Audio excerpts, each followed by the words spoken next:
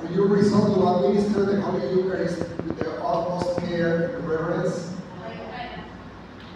Dear brothers and sisters, let us pray with confidence to the Father. Let us ask Him to bestow His blessing on our sisters, chosen to be extraordinary ministers of Holy Communion.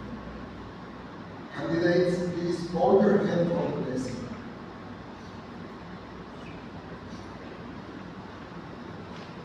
Merciful Father, Creator and Guide of our family, please bless our sisters.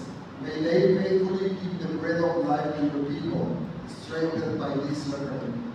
May they come to last the banquet of heaven. We ask this through Christ our Lord.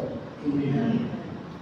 And now, please the new commissioned ministers pray for your wings.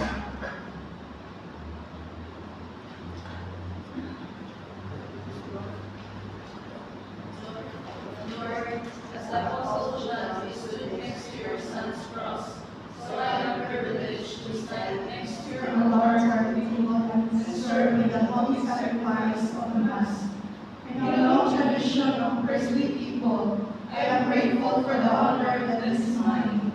May I endure the gratitude of my heart, reflect that holy honor, as I strive to serve in a sacred way, with awe and wonder. I will hold in my hands the body of Christ and sacred blood, so that my brothers and sisters in Christ may be fed with the food of life. May my heart and hands clean, free from everything of vanity and pride.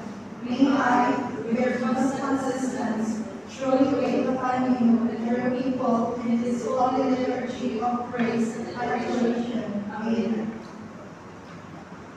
Now, please, brothers and sisters, please stand with me respectively for the Christian sisters. Let us say it together. I believe in one God, Father Almighty, maker of heaven and earth, of all things visible and invisible. I believe in one Lord Jesus Christ, the only begotten